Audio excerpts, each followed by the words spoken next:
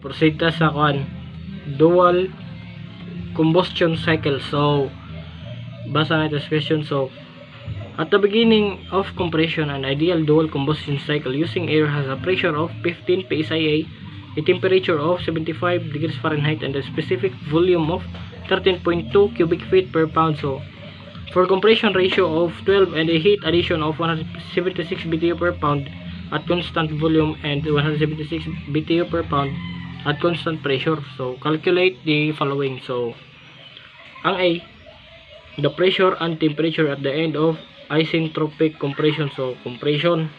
So makita sa tong PV diagram atong 1 padung sa to na adre. So medyo ni mubo siyang volume kay compression siya. So then asa tong 3 ang 3 yung 4. So given P1 na to is 15 psia, then V1 is 13.2 cubic feet per pound, and T1 is 75 degrees Fahrenheit. So plus na to siya 160 para ma kuan 460 I mean. So 460 para ma run kind. So 1 to 2 is 1 to 2. So atong gamiton na isang kuan, ato na pang kuan derive. So P1 V1 ay napaday RK is equals to 12. So P1 V1 K to the power of K is equals to P2 V2 to the power of K. So P1 times V1 over V2 then is equals to P2. So atong P2 is equals to P1 RK to the power of K, then P2 ato na siya i-substitute. So 15 times 12 to the power of 1.4. So mukhang ang answer nga kani 486.35 psia. Then so kini day ang atong required ani is ang P2 ug ang T2. So nakuha na tong P2, then next ato yung pangkaduha is ang T2. So T2 ay sakto. So T1 over T2 is equals to V1 over V2. So V2 then to the power of 1 minus K, then ato na i-kuan ato na ipang insert. So 535 over T2 kay wam day T2 kani matong gikuha. So remain siya dira, then is equals to 12 to the power of 1 minus 1.4. So atong T2 makakamap tag answer nga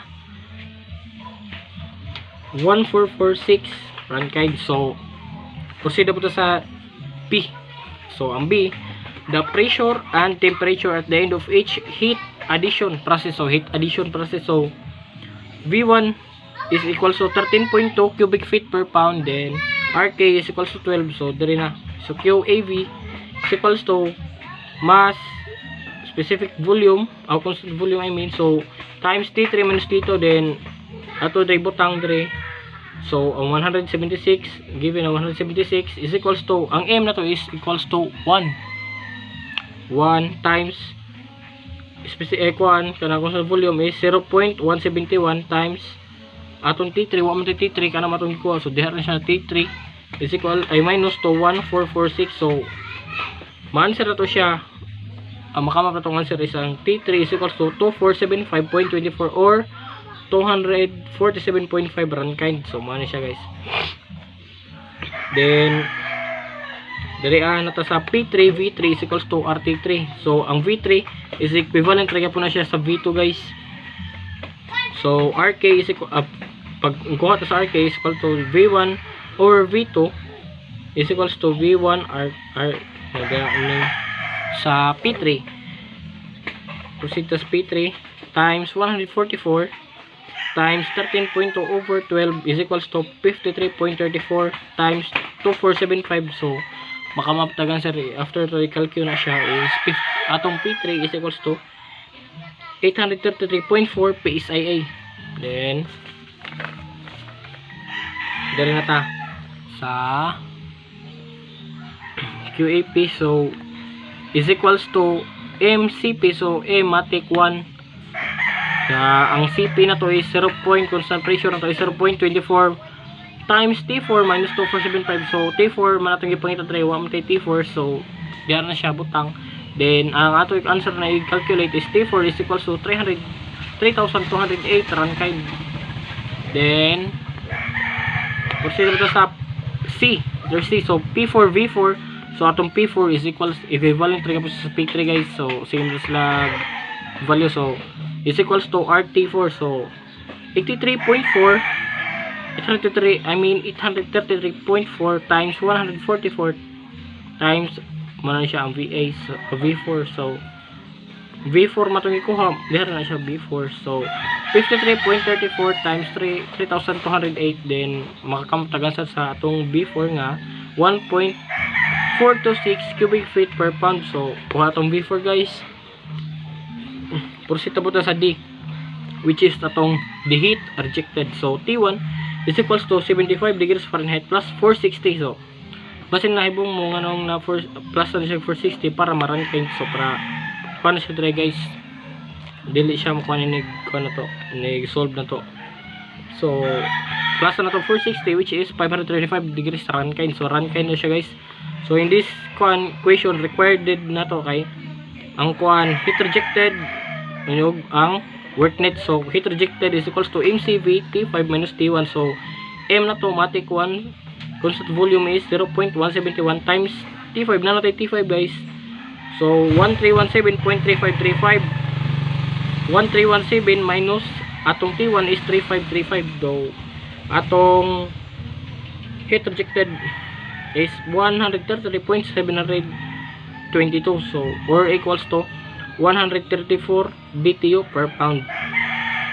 Then F lahos ito sa thermal efficiency. So to get the thermal efficiency we should use the formula that E is equals to work net over heat added total siya guys is equals to 218 all over 176 plus 176. So efficiency is equals to 0.619 or times na to siya 100 para ma-percentage. So 61.9%. So money siya guys ang F. So diri na po ta guys. Nara ato re is 4 to 5 na equation. So T4 over T3 is equals to V4 V3 1 minus K. So ang V3 same value as sa V1 guys, same as value. So atong T4 3208 over T3 T5. So T5 ba tayo ipangita. So what man tayo T5 diha na ibutang kay kana man sa itong ipangita. So is equals to 1.426 all over 13.2 to the power of 1 minus 1.4. So T5 should be answer na og 1317 Rankine. So man atong T5 guys kuha na. Then there is sa E which is ang pangita is the net work. So work net is equals to heat added total. So heat added total na siya guys minus nimo sa heat rejected. So the total is 17.6 plus 176 plus 176 minus 134. So atong work net or network is 218 BTU per pound. Then ang G is the horsepower developed by an ideal engine operating on the cycle using 0.50 pound per second of air. So P is equals to mass flow rate, kaya nasa itong guys mass flow rate na times work net or network. So P ato ni pambutang is equals to atong mass flow rate 0.5 pound per second. Then work net is 218 BTU per pound times 1.055 pound per BTU. Then 1 HP 0.746 BTU. Yeah, kuan sila guys kilojoules per second. So cancel ang habilin ra na guys is ang 1 HP. So kay power matapita. So mo na itong answer guys, power is equals to 154.2 HP or horsepower.